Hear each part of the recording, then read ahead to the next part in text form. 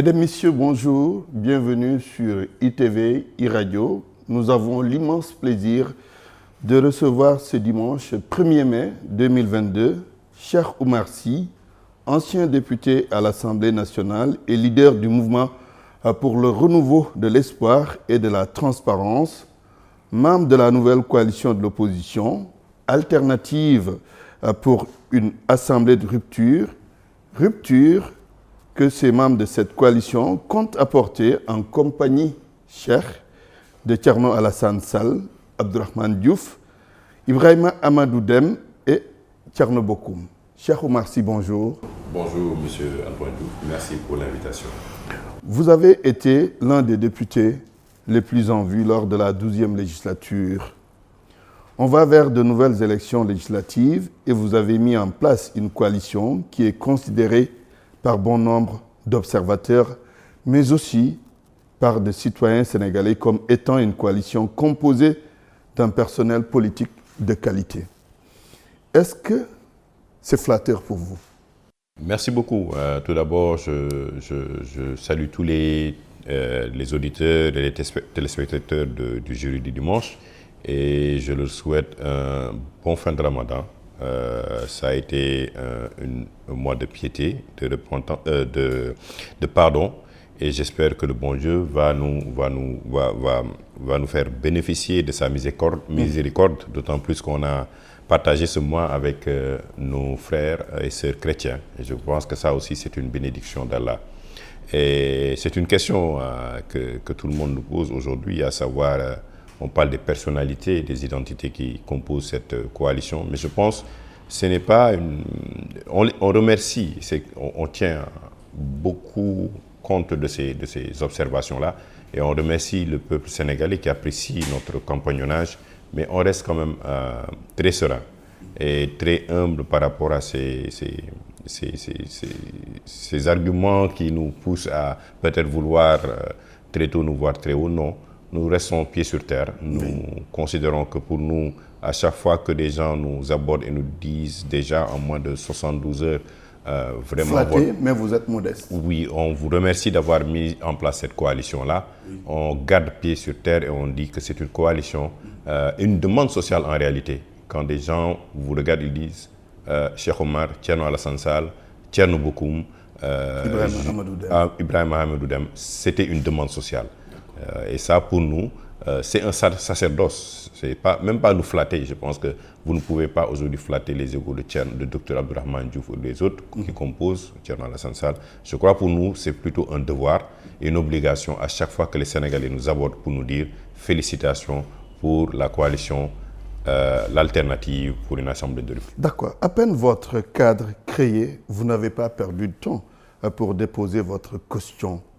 Ce qui a été fait hier. Quel sens et quelle mission vous donnez à votre entité politique qui est créée récemment et qui est venue s'ajouter à d'autres entités de l'opposition existantes? Oui, cela veut dire que nous avions déjà pris de l'avance et nous étions préparés pour notre mission. Pour nous, c'est une mission.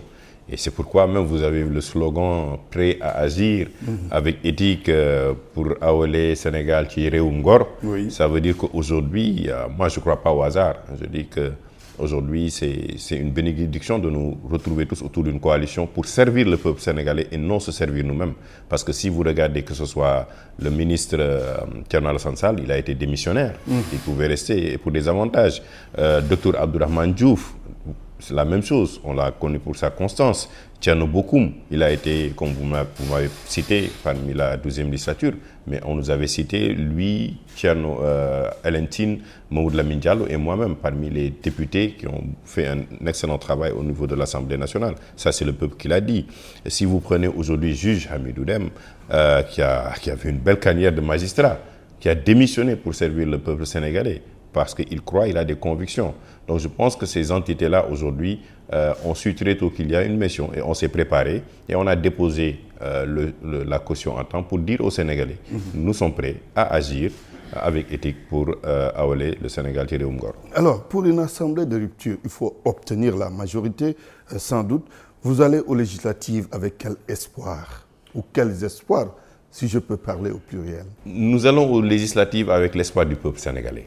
L'espoir que le peuple comprendra qu'il faut une rupture parce que, vous savez, en 2012, nous avions nous avions subi beaucoup de critiques de la part des Sénégalais en disant que c'était une assemblée qui était nulle. C'est les mêmes critiques toujours. Aujourd'hui, non. Aujourd'hui, c'est pire. Il parle d'assemblée catastrophique. Parce que quand même, nous, au moins, je ne me rappelle pas qu'on ait eu des batailles aussi très dures au niveau de l'Assemblée nationale. C'était très tendu. Mais des empoignades aussi graves, on ne l'a pas eu au niveau de la 12e législature. Quand même, les Sénégalais s'attendent aujourd'hui à voir des responsables, des personnalités responsables. Et aujourd'hui, qui ont de l'expérience et qui sont restés constants dans le démarche pour le combat de la rupture.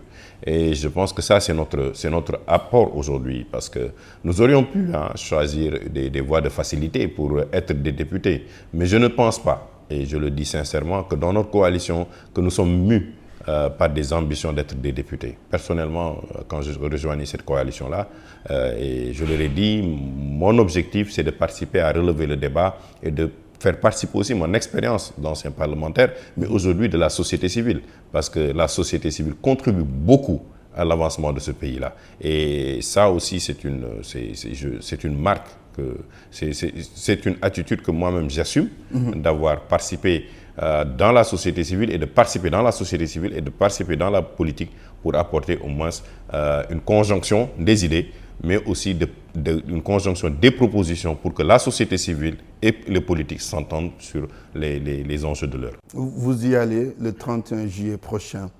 Est-ce que vous avez espoir que les Sénégalais vous feront confiance pour vous confier quand même leur destin? Je dis destin, j'aurais dit peut-être leur préoccupation, parce que le député, c'est le représentant du peuple. Vous avez espoir que vous aurez un bon score? Nous avons espoir. Et déjà, Antoine, ça fait moins de 72 heures que la coalition existe. Et je ne peux pas vous dire la déferlante d'espoir qui vient vers nous.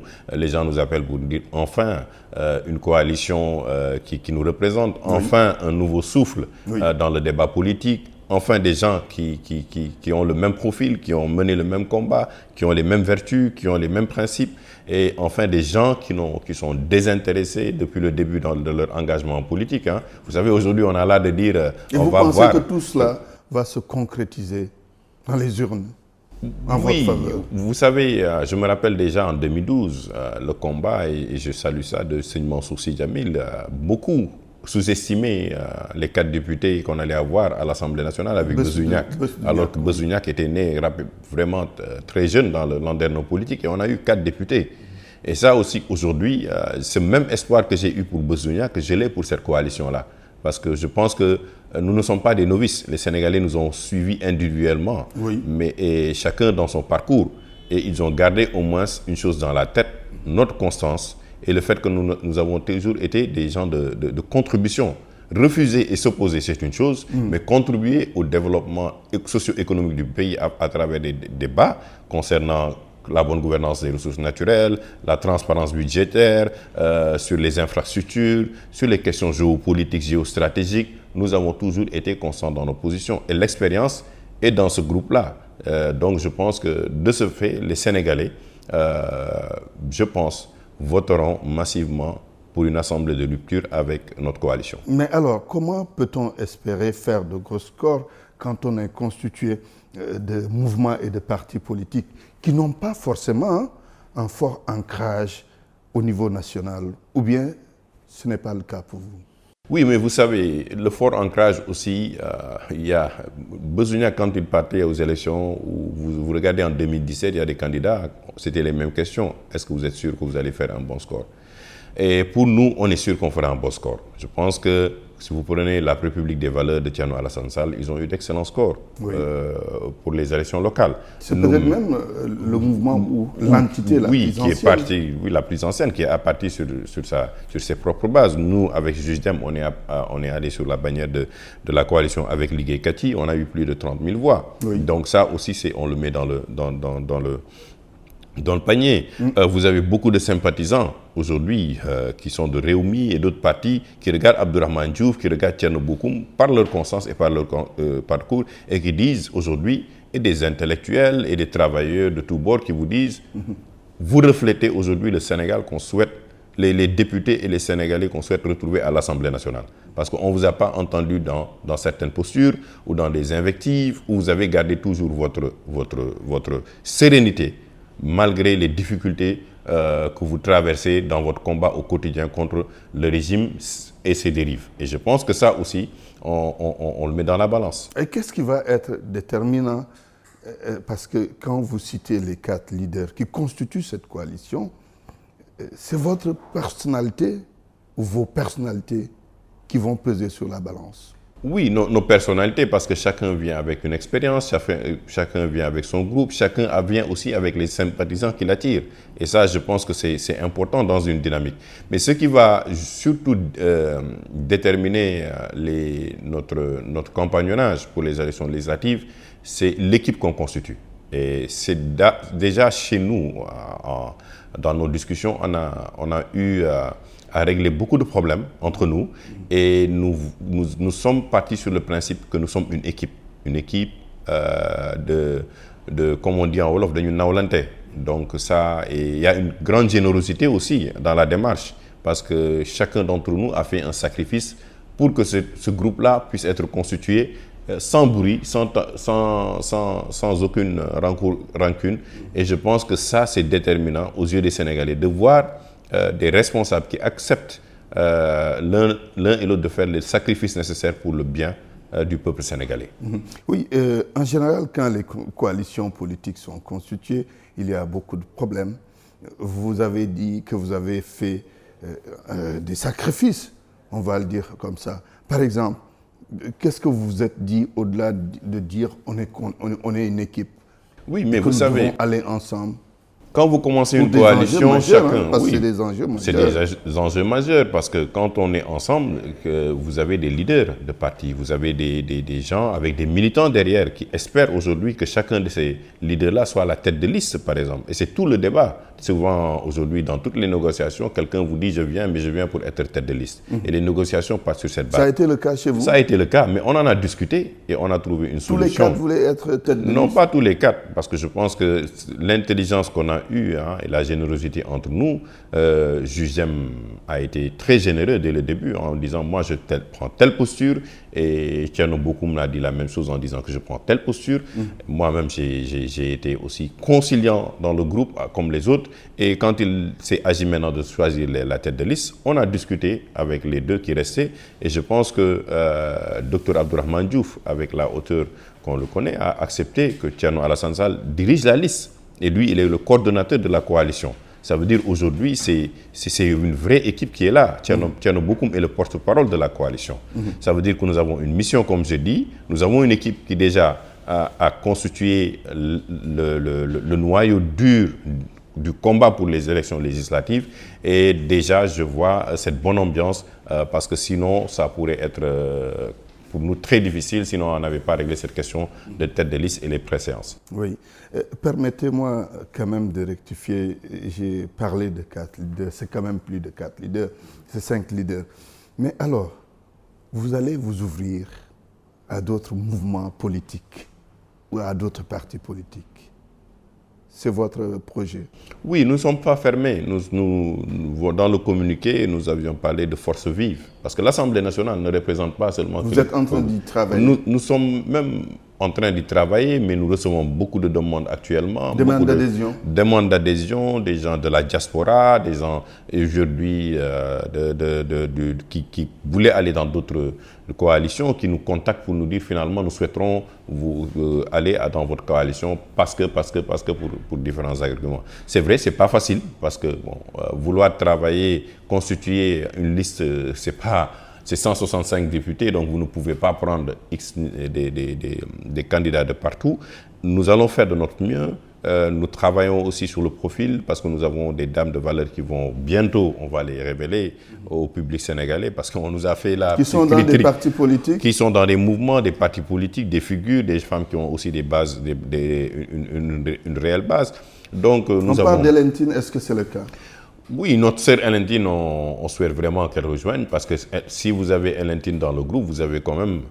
vous avez eu à travailler quand même. Voilà, vous avez Thierno Bokoum, Cheikh Oumar Sy, Hélène, c'est déjà un vous trio. Vous confirmez qu'elle sera avec vous? Voilà, nous travaillons à ce qu'elle soit avec nous et je pense qu'elle est dans de très bonnes dispositions.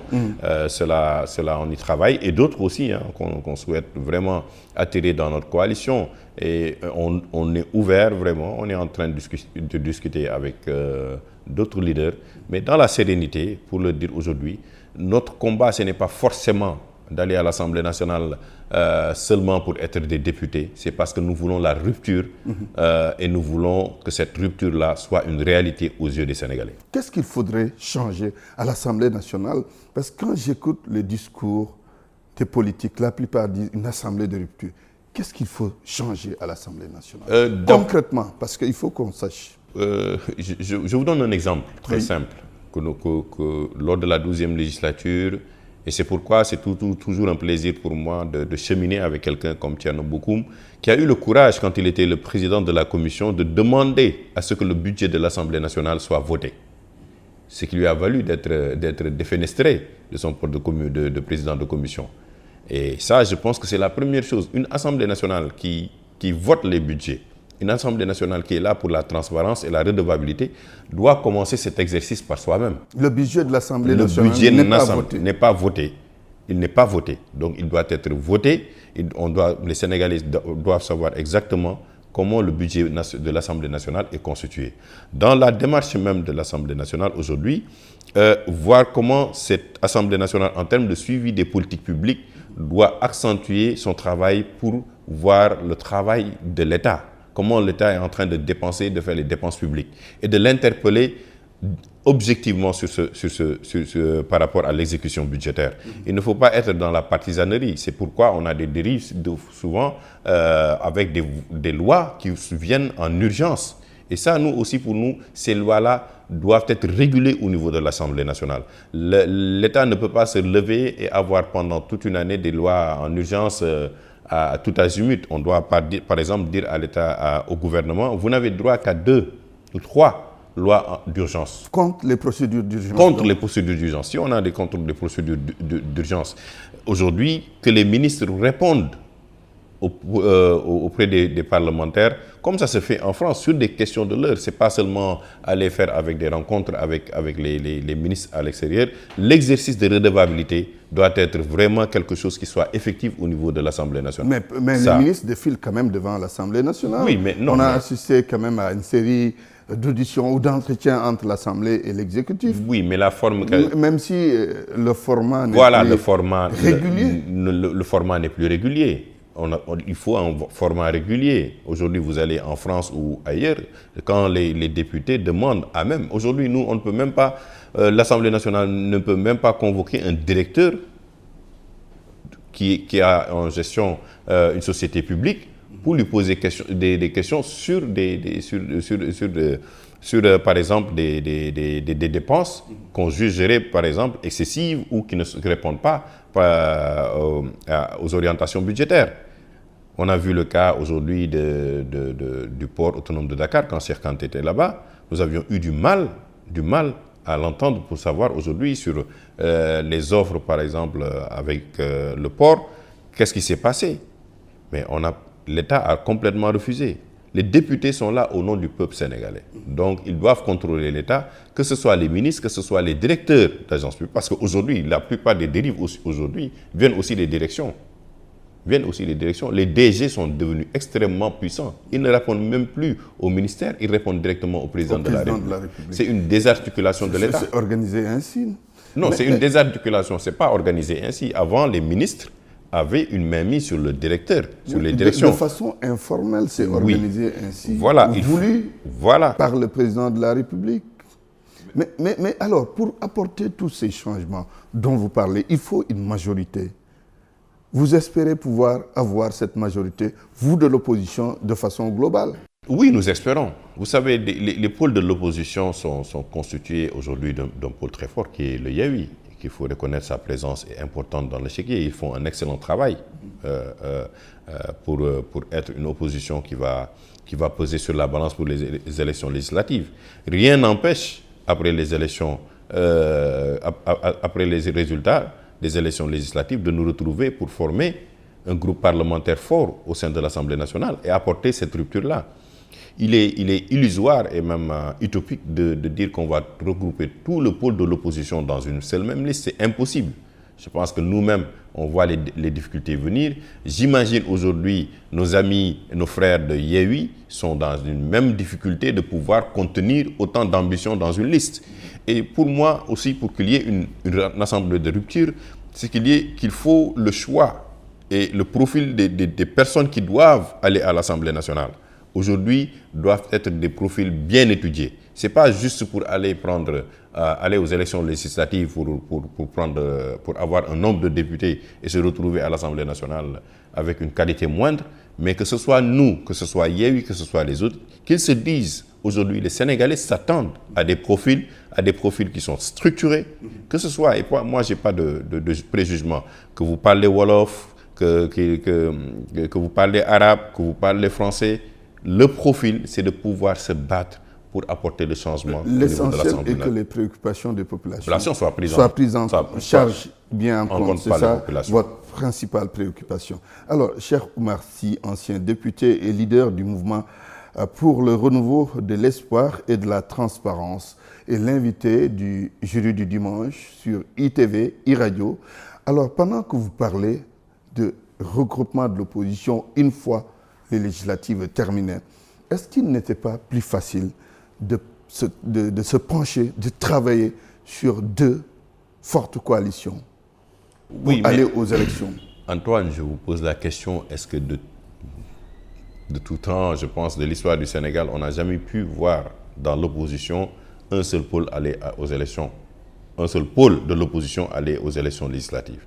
Mais toute première fois est une instance je veux dire, même l'expérience de 2017 récemment l'a montré, ça a été extrêmement difficile. On a voulu regrouper, et moi j'étais dans les tractations, on a voulu regrouper Taxawu Sénégal, on a voulu regrouper le PDS, les grands partis avec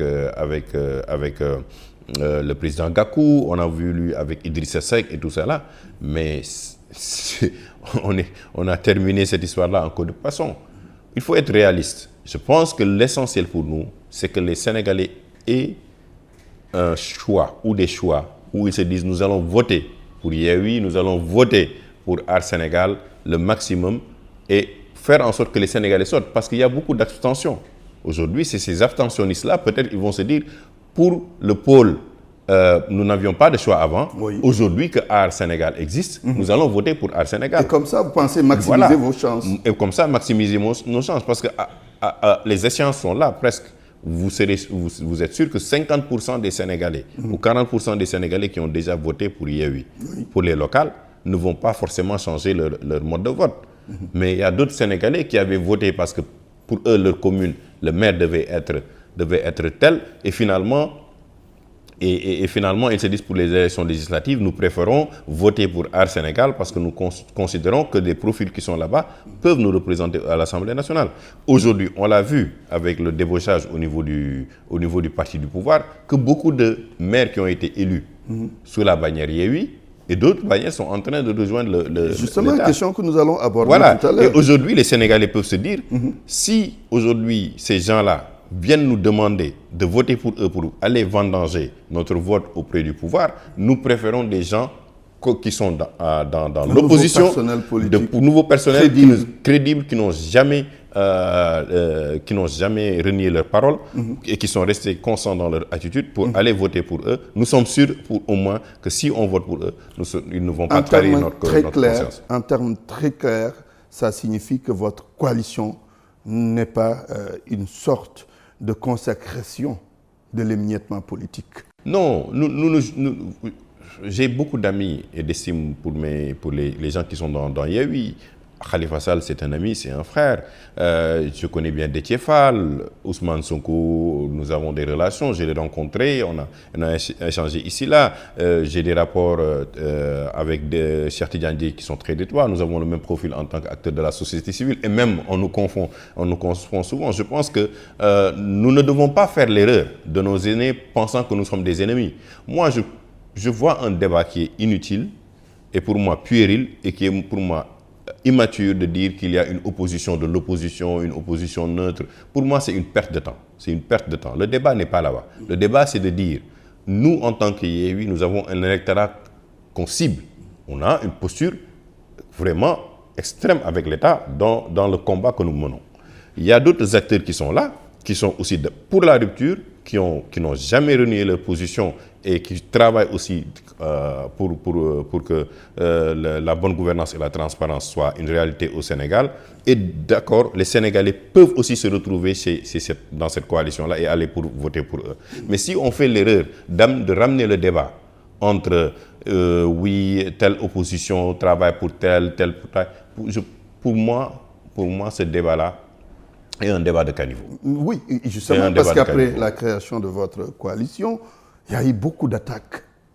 Comment vous percevez tout cela et comment vous supportez ça? Moi, je perçois ça avec beaucoup de sérénité. Si ce n'est pas un Khalifa Sall qui m'appelle pour me traiter de quelque chose, si ce n'est pas un Déthié Fall, si ce n'est pas un Cheikh Tidiane Dièye ou un Ousmane Sonko ou un Moustapha ou un Ahmed Aïdara ou un Gakou qui me traite de quelque chose, je le prends avec beaucoup de sérénité. Oui, mais quand même, ce sont des proches de ces leaders que vous venez d'énumérer. Voilà, donc c'est des proches de ces leaders. Voilà, c'est à eux, par exemple, maintenant, ces leaders-là, s'ils regardent et constatent qu'aujourd'hui, il y a des attaques qui dépassent, parce que nous aussi, il faut le dire, quand vous lisez certaines attaques, non seulement elles sont insensées, elles sont très, très, très, très violentes, mais c'est beaucoup d'indiscipline. Donc je pense que... De l'intolérance. De l'intolérance. Le Sénégal, c'est un pays démocratique. Autant en France, vous avez l'extrême droite, vous avez l'extrême gauche, vous avez des partis modérés qui sont au centre, vous avez les Verts. Aujourd'hui, par exemple, vous ne pouvez pas avoir une coalition des Verts. Ils sont complètement réduits parce que la composition de l'échiquier politique fait qu'aujourd'hui, on a voulu qu'il y ait une bipolarisation sans qu'il y ait un débat de fond. Et nous, on s'est dit... D'accord, il y a une force qui existe, mais on a besoin de débattre sur les enjeux. On ne peut pas aujourd'hui dire seulement qu'on va se battre contre Macky pour qu'il quitte le pouvoir. On l'a fait contre Abdou Diouf, ça nous a donné Abdoulaye Wade. On l'a fait contre Abdoulaye Wade, ça nous a donné Macky Sall. On va le faire contre Macky Sall et on se retrouve avec quelqu'un sans vraiment mettre les garde-fous pour que quand il arrive au niveau de la présidence, qu'il respecte ses engagements, qu'il respecte la charte de bonne gouvernance, par exemple, des assises nationales, qu'il ait une orientation claire en se disant « Aujourd'hui, je suis surveillé, je vais respecter ma parole ». Donc le combat, c'est de ne pas dire un combat frontal pour que je suis juste que Macky quitte. Sinon, moi, ce n'est pas ça l'enjeu pour moi. Parce que les mêmes causes vont produire les mêmes effets. C'est non seulement de nous assurer qu'aujourd'hui, si le président de la République est dans une posture de vouloir avoir un troisième mandat, que nous nous regroupons en tant que grand pôle, Art Sénégal, Yewwi, pour dire non à un troisième mandat, ça va peser sur la balance, mais aussi de nous assurer que s'il y a un président issu de l'opposition, qu'il soit sûr et certain qu'il devra respecter sa parole vis-à-vis du peuple sénégalais, mais que nous serons aussi des sentinelles pour nous assurer qu'il n'y aura pas de dérive dans ce pays-là. Vous parlez beaucoup de troisième mandat. C'est quoi? Vous le redoutez? Vous redoutez que le président Macky Sall pense à un troisième mandat ou se présente pour un troisième mandat? Oui, bon, c'est un débat qui est là, qu'il n'a pas tranché. Moi, au fond de moi, personnellement, à 65-70%, je me dis que le président de la République ne fera pas un troisième mandat. Je pense qu'un président de la République qui a fait des réalisations, qu'on le veuille ou non, on peut débattre sur les coûts, on peut débattre sur les questions de corruption, on peut débattre sur beaucoup de choses, sur les questions du fait que la famille a été impliquée dans la gestion de l'État. Toutes ces questions-là peuvent être posées sur la table. Mais vous ne pouvez pas dire aujourd'hui au Foutanké qui est là-bas que Macky Sall n'a pas fait des infrastructures là-bas. Vous ne pouvez pas dire qu'il n'y a pas de pont de Foundiougne. Vous ne pouvez pas dire aux habitants de Golfe qu'aujourd'hui le pont de Cambérène n'est pas prêt. Ce sont des réalités qui sont là. Donc, il a fait ces réalisations-là. Dieu a fait qu'après 57 ans, nous avons pu, sous son magistère, avoir la Coupe d'Afrique. Ça veut dire aujourd'hui, au moins, il doit dire Alhamdulillahi Rabbil Alamin. Oui. Je passe le témoin à un autre parce que moi, au moins, voici mes réalisations sont concrètes. Et je n'ai pas le devoir, je ne dois pas aujourd'hui regarder le Sénégalais. Le Sénégal sombrer dans une violence, sombrer pour mes propres intérêts. Voilà, dans une pression avec ce qui se passe aujourd'hui, avec les denrées qui flambent et le stress que les Sénégalais vivent. Je ne dois en aucun cas poser une troisième candidature qui puisse amener le Sénégal dans l'aventure. Oui, il y a sans doute, si je suis votre raisonnement, des questions essentielles, mais aussi des questions subsidiaires par rapport au bilan de Macky Sall. Mais retournons toujours à l'Assemblée nationale. Dans l'histoire politique du Sénégal, il n'y a jamais eu de cohabitation. Cette fois-ci, vous l'espérez avec les différentes forces politiques en présence? Oui, nous l'espérons. Nous y travaillons aussi.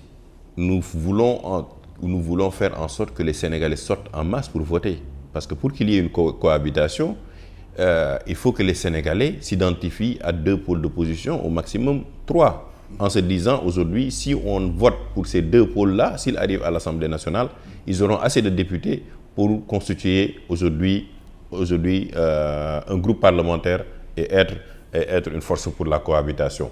Vous savez, si on nous cite parmi les 4 meilleurs députés en 2012, parce qu'on a fait beaucoup de bruit. Quand un député veut vraiment travailler, on a vu, je cite l'honorable député Théodore Monteuil, je cite la jeune Marème Soda Ndiaye. Elle est arrivée à moins de 3 ans de son mandat à l'Assemblée nationale. On a l'impression qu'elle a fait 5 ans à l'Assemblée nationale, là où d'autres on ne les cite même pas dans cette mandature-là. Donc si on a un bon nombre de députés, il y a une possibilité d'avoir une cohabitation. Mais même si ce nombre n'est pas atteint, si on a un bon nombre de députés, on peut apporter un changement réel au niveau de l'Assemblée nationale. Et j'y crois parce que j'ai été député et j'ai vu comment les députés peuvent peser sur la balance, sur les débats, mais aussi sur les actions du gouvernement. Même avec les députés de la majorité? Même avec les députés de la majorité. De les faire fédérer à votre... Oui, mais des fois... Ou à vos initiatives. Vous savez, moi, j'ai eu au moins où j'ai cette ouverture d'esprit d'aller discuter avec tout le monde. Oui. Aujourd'hui, je le dis, il y a des députés de la majorité. Vous savez, Moustapha Diakhaté, il a failli démissionner à 2 fois. À 2 fois, il a failli démissionner de son poste de président du groupe Benno Bokk Yakaar. Oui. Sur des questions de principe. On est allé le chercher pour lui dire non, vous restez. Parce qu'il avait l'intelligence quand même de nous associer sur certaines questions, sur les lois, et il nous écoutait pour faire les amendements. C'est ça aussi l'intelligence de l'Assemblée nationale. Ce n'est pas un combat frontal tout le temps. C'est d'avoir cette intelligence. Et je l'ai vu à l'œuvre avec Fada, en son temps, qui était dans l'opposition dans le PDS, et nous-mêmes dans notre groupe de Bezouniac. Quand il y avait des confrontations sur les questions de loi, il demandait une suspension et il nous demandait de nous réunir pour discuter sur les amendements. Et on lui disait, nous, on voulait ça et on voulait ça. Et il le soumettait au ministre. Et c'est comme ça, c'est ça l'intelligence parlementaire des fois. C'est pas l'Assemblée nationale ne change pas, c'est une... Non, la rupture, c'est de pouvoir aussi faire en sorte que la majorité accepte d'aller dans le sens de la minorité. C'est ça la démocratie aussi. Sinon, on écrase tout le monde. Oui. Mais je pense qu'aujourd'hui, c'est ce qu'on n'a pas pu voir aujourd'hui avec cette Assemblée, la 13e législature, cette intelligence de pouvoir composer malgré leurs différences de position. Et je pense qu'aujourd'hui, nous, ce qu'on recherche, c'est la majorité à l'Assemblée nationale, ou une cohabitation, ou une force composée de députés de valeur qui vont venir pour imposer quand même une nouvelle démarche au sein de l'Assemblée nationale. Et vous croyez plus en quoi? À une majorité, un groupe de députés intelligents qui peut faire changer les choses, ou bien à une cohabitation?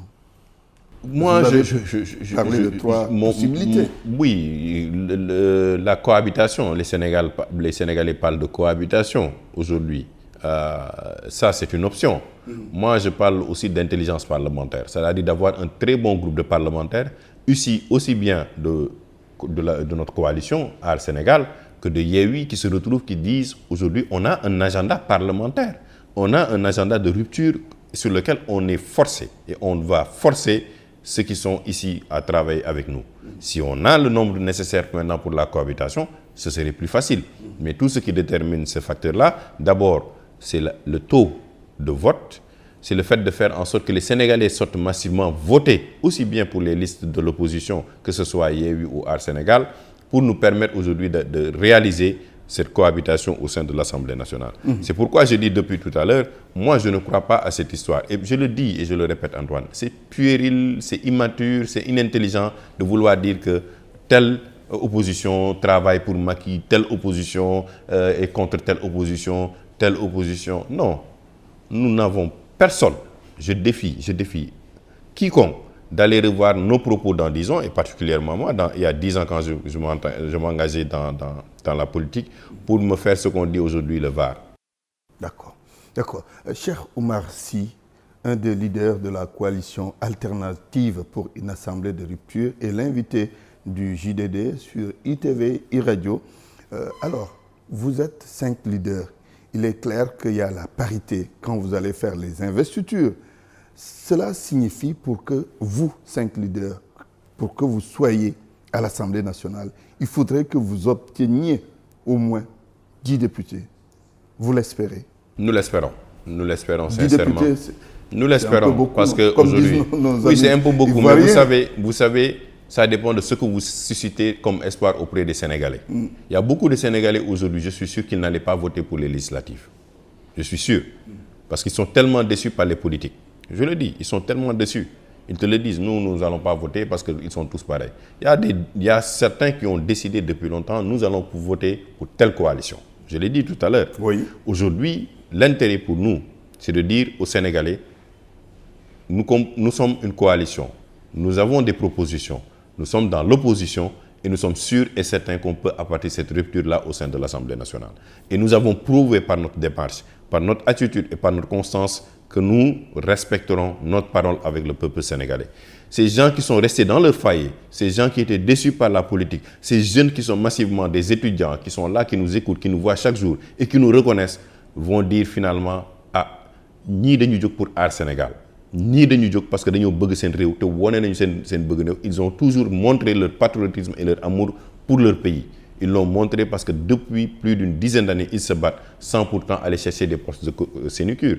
Aujourd'hui, vous connaissez ma position dans le pays. Je suis bien dans une famille religieuse. Je pouvais bien aller retrouver le parti au pouvoir plus facilement, vu ma situation.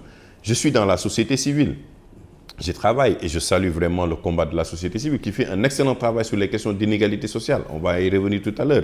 Que ce soit avec Osman, mon ami Moundiaye Cissé, le Forum civil avec Birahim Seck, Cheikh Omar Anne avec IPAR. C'est pourquoi moi je dis que la société civile doit avoir un porte-étendard au sein de l'Assemblée nationale pour s'assurer que le travail qu'ils sont en train de faire doit être entendu par les politiques pour qu'ils... Oui, mais il faut qu'elles s'organisent, travailler à ça aussi, hein. Ça se donne pas. Oui, mais il y travaille. Moi, je l'assume. Je suis de la société civile. Et je dis qu'aujourd'hui, je viens pour porter la voix de la société civile parce que je sais qu'ils sont en train de faire un excellent travail.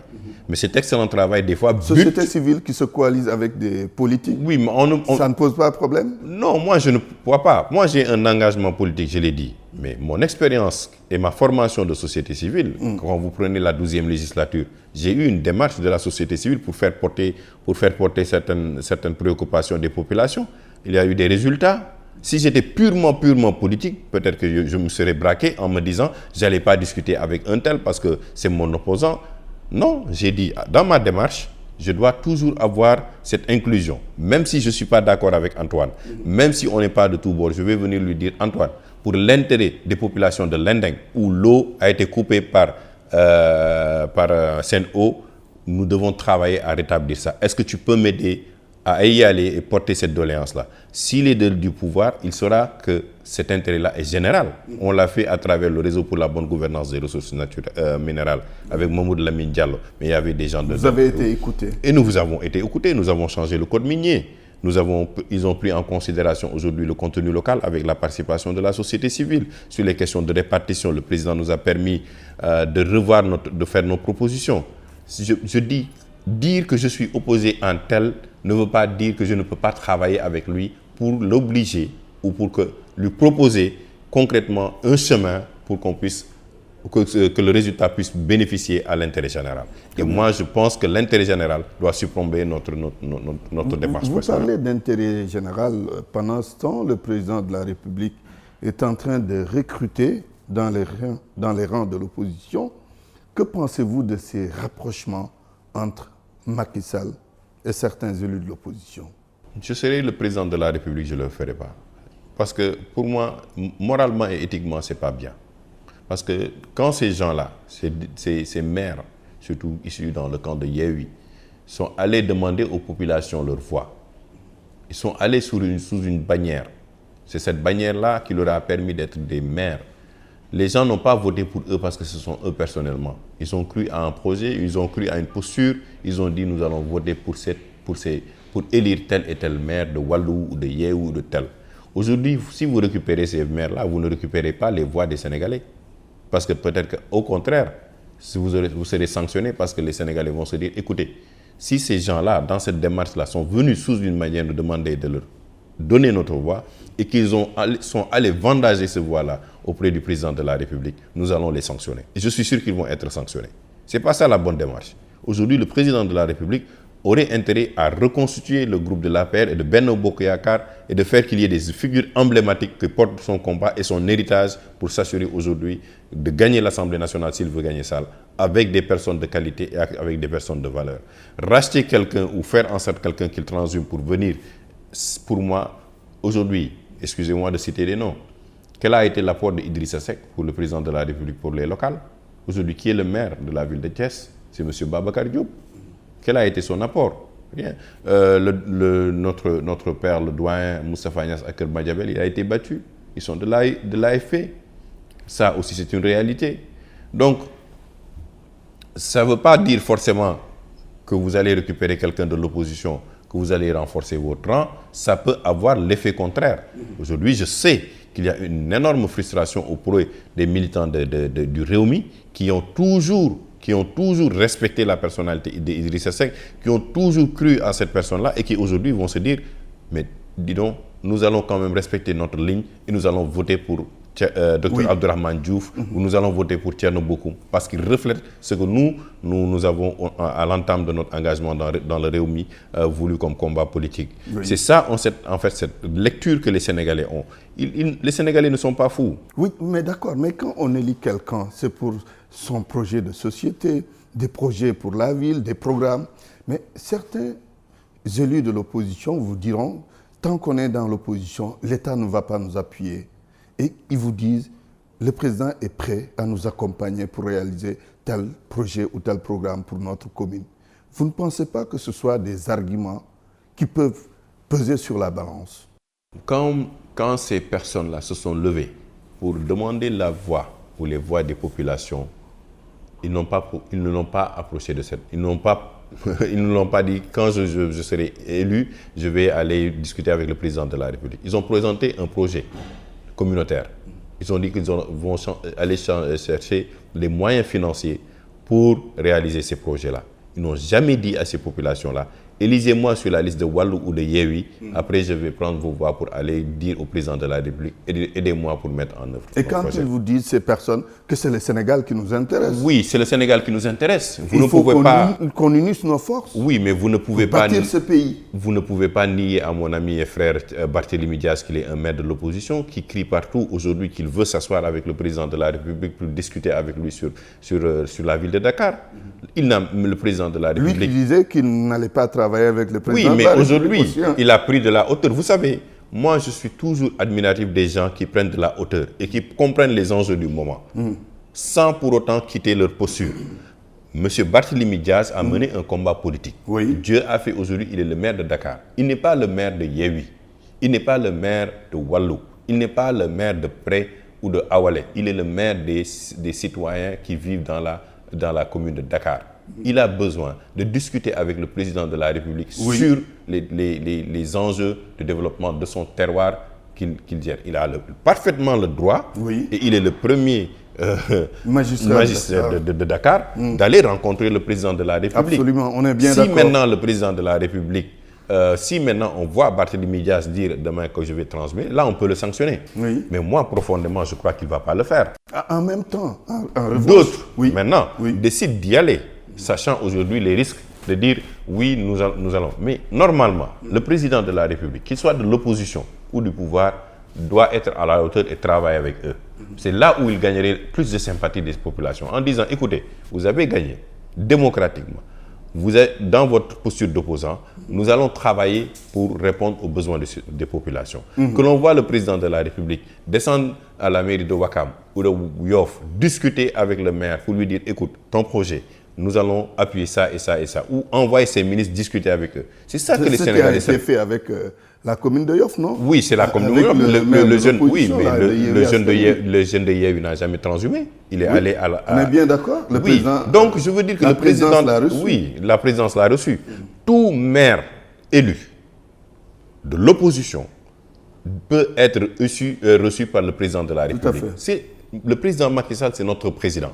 Il a le devoir et l'obligation de recevoir les maires pour discuter avec eux des besoins des populations locales. Ça n'a rien à voir maintenant à demander à ce que des gens vous rejoignent parce que vous savez que vous détenez les ressources financières et vous dites si vous ne me rejoignez pas, je ferme le robinet. Vous ne fermez pas le robinet pour ce maire-là. Vous fermez le robinet pour les populations aujourd'hui qui sont dans une situation difficile et qui ont élu un maire pour résoudre le problème. Tout à l'heure, vous étiez en train de dire que Barthélémy Diaz a pris de la hauteur. Ses propos antérieurs, quand il disait « Si je suis élu maire de Dakar, je ne vais pas travailler avec le président » et quand il demande à rencontrer le président de la République. En revanche, ce même Barthélémy Diaz a posé des actes qui sont considérés comme étant des actes de défiance en recrutant le capitaine Touré et qui le nomme conseiller technique en charge de la sécurité de la ville de Dakar. Ce n'est pas un acte de défiance pour quelqu'un qui a maille à partir avec la justice. J'allais dire, ou disons avec l'État. Oui, c'est le débat qui a été, c'est le débat qui a été suscité avec la sortie de Thierno. J'aimerais bien avoir votre commentaire. Oui, c'est le débat qui a été suscité par Thierno Alassane Sall, qui est avec nous. Et je pense qu'il n'avait pas aucune velléité de traiter quelqu'un de machin truc. J'ai vu tout ce débat-là. Je connais Thierno, il a beaucoup de respect pour les gens. Maintenant, ce qu'il a expliqué aussi, ce qu'il a dit, c'est clair. Nous ne pouvons pas aujourd'hui nous combattre le président Macky Sall, parler de copinage ou de quoi que ce soit, et de l'autre côté, faire les mêmes actes. Ça va porter préjudice à notre combat. Je pense que je n'ai aucun problème. Je n'ai pas de problème avec le capitaine Touré. Je ne me suis jamais prononcé sur son cas. Je connais Guy Marius Sagna avec qui j'ai partagé des combats. Je n'ai aucun problème avec M. Guy Marius Sagna. Ce qu'on parle, c'est une question de principe. C'est une question de principe.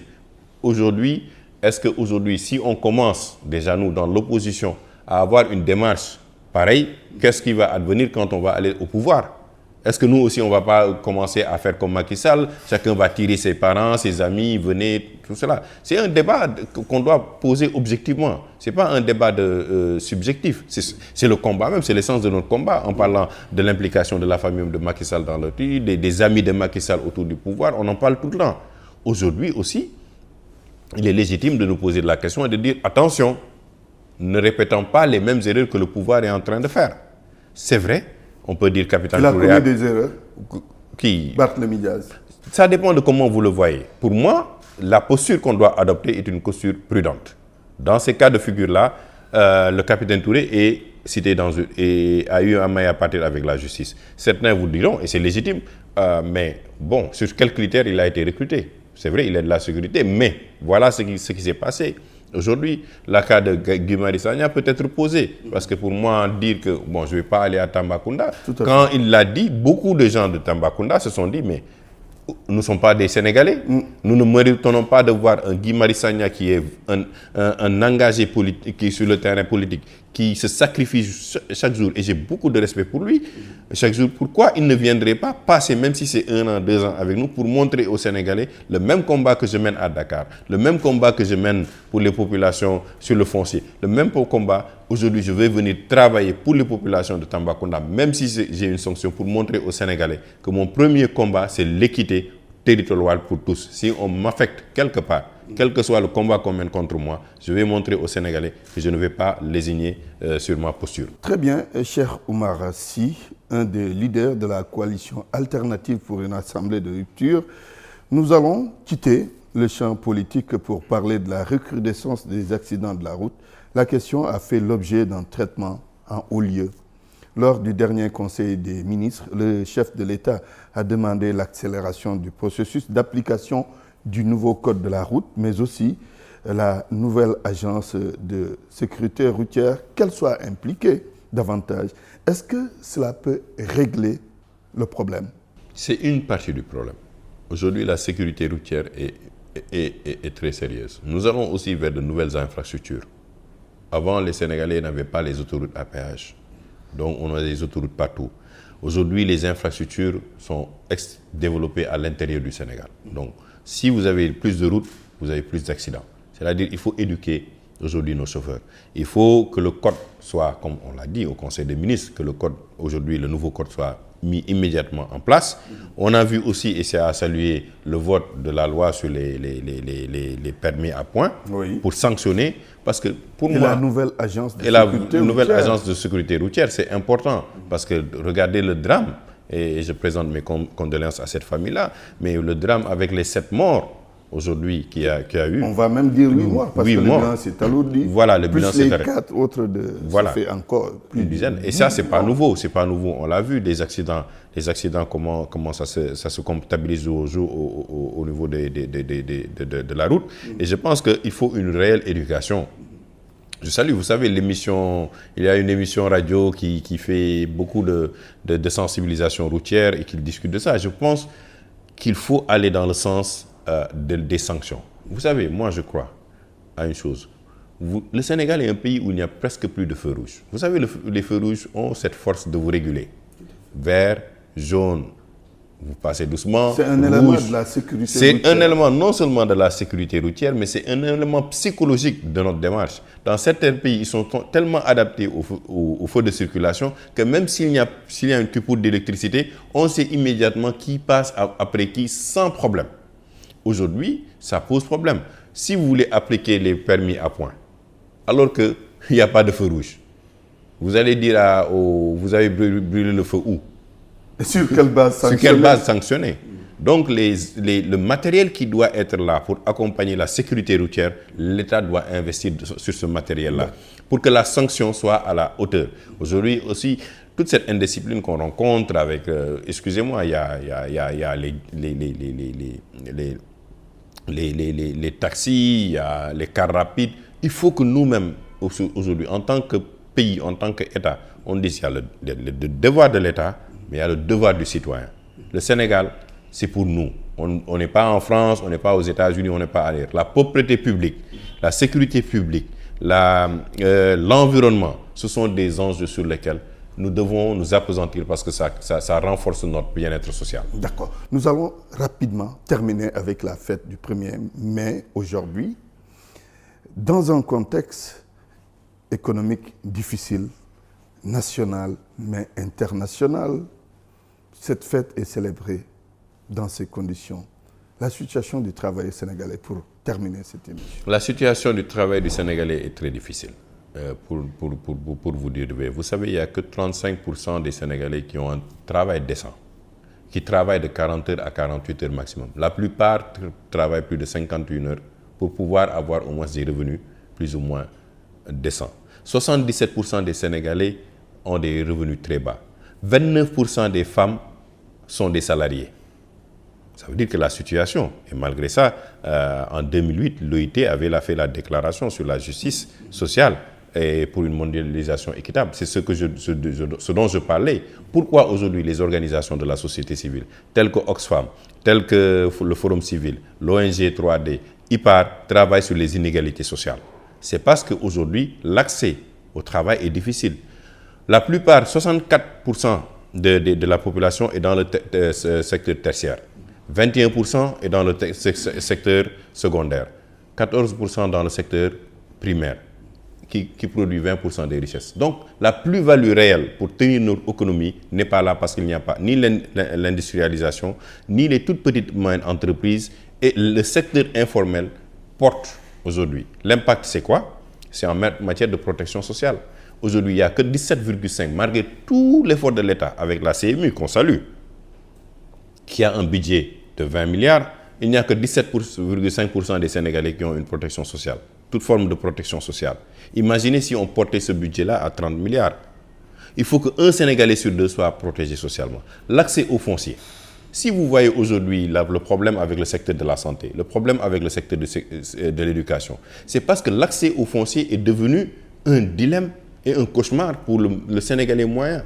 Vous ne pouvez pas admettre, Antoine, qu'aujourd'hui je travaille pour la DGID, à chaque fois que je touche une parcelle, moi je peux avoir 1 ou 2 terrains, après je vais le revendre. Alors que le Sénégalais qui est dans le secteur de la santé, le mécanicien ou le charretier qui peut cotiser qui a besoin d'un 150 mètres carrés de lopin de terre, ne peut pas l'avoir. Mais c'est ce qui amène que ces revendications de jour en jour soient plus dures. Parce que la première fonction de l'État, c'est de garantir aux travailleurs un toit. Et ce toit-là ne doit pas coûter cher. Aujourd'hui, vous voulez aller sur le littoral, aujourd'hui, où ils sont en train de se partager le foncier, mais vous avez le 150 mètres carrés à presque 22 millions. Dites-moi, quel est le Sénégalais moyen qui peut aller acheter un terrain de 150 mètres carrés à 22 millions? Et cette spéculation-là est due aujourd'hui à l'État, parce qu'il pense aujourd'hui que, moi je l'ai dit, il faut qu'on arrive à dissocier la direction générale des impôts et la direction des domaines. Sinon, cette catastrophe-là va continuer. Donc, l'accès au travail, et je souhaite à tous les travailleurs du Sénégal une bonne fête. Et vraiment, nous savons que c'est très difficile. Les denrées de première nécessité sont en train de flamber. Extrêmement difficile. Le fer est passé de 460, le fer est passé de 460 la tonne à 600 000 francs la tonne. Ciment, les ouvriers souffrent. Il faut que le président de la République mette plus de ressources pour aider les Sénégalais à aller vers la formation professionnelle, à se prendre en charge dans des métiers avec une économie endogène basée sur l'agriculture et l'agro-industrie. Bonne fête du travail à vous aussi. Merci beaucoup. Cher Oumar Sy, c'était un immense plaisir de vous recevoir dans le jury du dimanche sur ITV, iRadio. Je rappelle que vous êtes un des leaders de la coalition alternative pour une assemblée de rupture. Nous avons évoqué beaucoup de questions. Il y a encore d'autres à évoquer, mais le temps qui nous est imparti est terminé. Je vous souhaite également une bonne fête de Korité. Je le souhaite à toute la communauté musulmane du Sénégal et d'ailleurs. Chers téléspectateurs, chers auditeurs, c'est la fin du JDD. Je remercie toute l'équipe technique qui m'a accompagné, Babacar Ndiaye, Moussa Fall, Iba Marsen, Ndianko, à la photographie, Abdoulaye Silla, pour le compte-rendu sur immedia.sn et Bus Biljour, Cheikh Moussa Sarr. Bon dimanche et bonne fête de Korité à toutes et à tous.